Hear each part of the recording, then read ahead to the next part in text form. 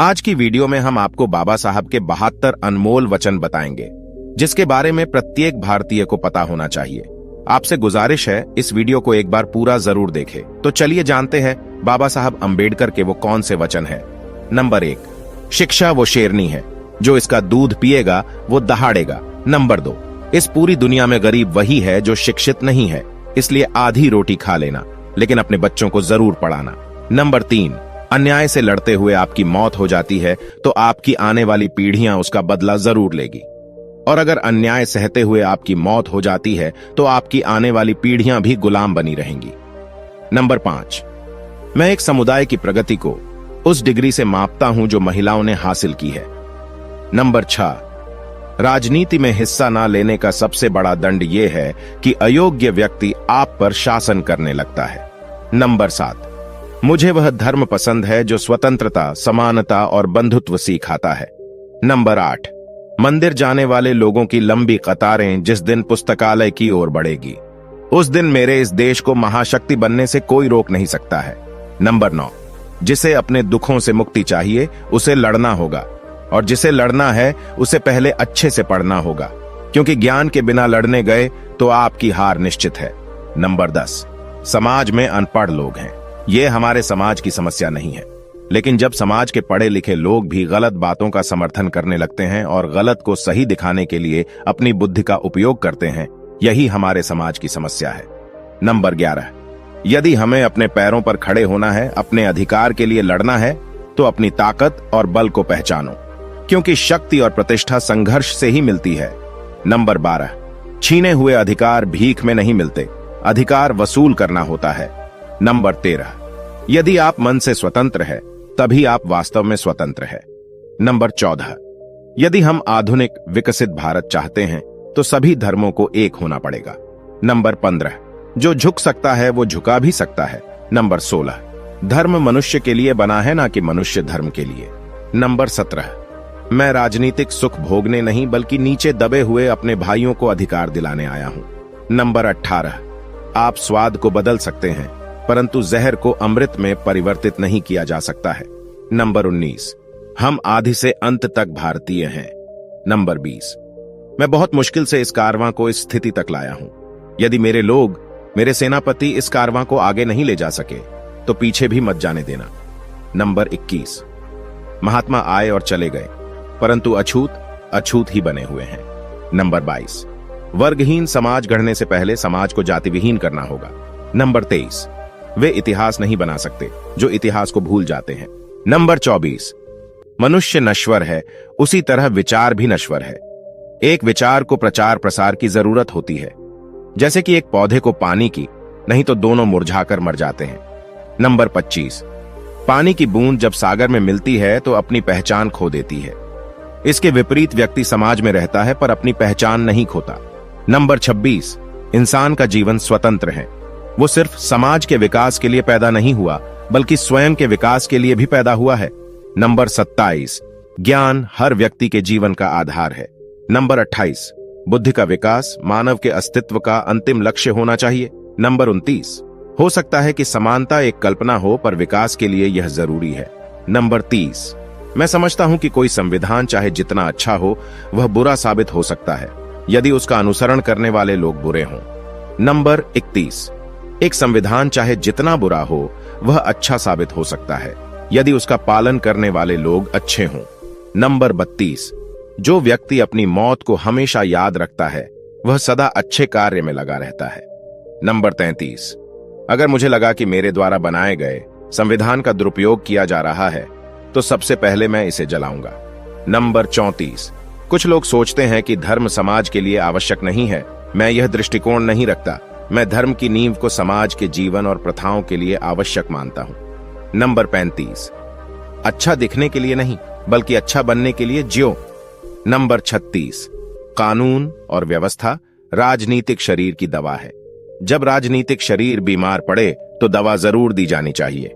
Number 37, एक महान आदमी एक प्रतिष्ठित आदमी से इस तरह से अलग होता है कि वह समाज का नौकर बनने को तैयार रहता है। नंबर 38, राष्ट्रवाद सभी औचित्य ग्रहण कर सकता है जब लोगों के बीच जाति, नस्ल या रंग का अंतर भुलाकर उनमें सामाजिक भाईचारे को सर्वोच्च स्थान दिया जाए। नंबर 39, जो कौम अपना इतिहास नहीं जानती है वह कौम कभी अपना इतिहास नहीं बना सकती। नंबर 40, महान प्रयासों को छोड़कर इस दुनिया में कुछ भी बहुमूल्य नहीं है। नंबर 41, एक सफल क्रांति के लिए यह आवश्यक नहीं है कि असंतोष हो, जो आवश्यक है वह है न्याय, आवश्यकता, राजनीतिक और सामाजिक अधिकारों के महत्व पर गहन विश्वास। नंबर 42, हमें जो स्वतंत्रता मिली है उसके लिए हम क्या कर रहे हैं? यह स्वतंत्रता हमें अपनी सामाजिक व्यवस्था को सुधारने के लिए मिली है। नंबर 43, जो असमानता, भेदभाव और अन्य चीजों से भरी हुई है, जो हमारे मौलिक अधिकारों के साथ संघर्ष करती है। नंबर 44, स्वतंत्रता का अर्थ साहस है और साहस एक पार्टी में व्यक्तियों के संयोजन से पैदा होता है। नंबर 45, शिक्षा महिलाओं के लिए भी उतनी जरूरी है जितनी पुरुषों के लिए। नंबर 46, आज भारतीय दो अलग अलग विचारधाराओं द्वारा शासित हो रहे हैं। उनके राजनीतिक आदर्श जो संविधान के प्रस्तावना में इंगित है वो स्वतंत्रता, समानता और भाईचारे को स्थापित करते हैं, और उनके धर्म में समाहित सामाजिक आदर्श इससे इनकार करते हैं। नंबर 47, ज्ञानी लोग किताबों की पूजा करते हैं जबकि अदानी लोग पत्थरों की पूजा करते हैं। नंबर 48, मैं यह नहीं मानता और ना कभी मानूंगा कि भगवान बुद्ध विष्णु के अवतार थे। मैं इसे पागलपन और झूठा प्रचार प्रसार मानता हूं। नंबर 49, हालांकि मैं एक हिंदू पैदा हुआ था, लेकिन मैं सत्यनिष्ठा से आपको विश्वास दिलाता हूं कि मैं हिंदू के रूप में मरूंगा नहीं। नंबर 50, समाजवाद के बिना दलित, मेहनती इंसानों की आर्थिक मुक्ति संभव नहीं। नंबर 51, शिक्षित बनो, संगठित रहो, संघर्ष करो। नंबर 52, समाज को श्रेणी विहीन और वर्ग विहीन करना होगा, क्योंकि श्रेणी ने इंसान को दरिद्र और वर्ण ने इंसान को दलित बना दिया। नंबर 53, जिसके पास कुछ भी नहीं है वे लोग दरिद्र माने गए और जो लोग कुछ भी नहीं है वे दलित समझे जाते हैं।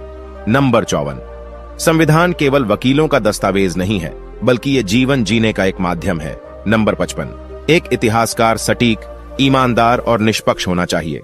नंबर 56, संवैधानिक स्वतंत्रता का कोई अर्थ नहीं है जब तक आप सामाजिक स्वतंत्रता प्राप्त नहीं कर लेते।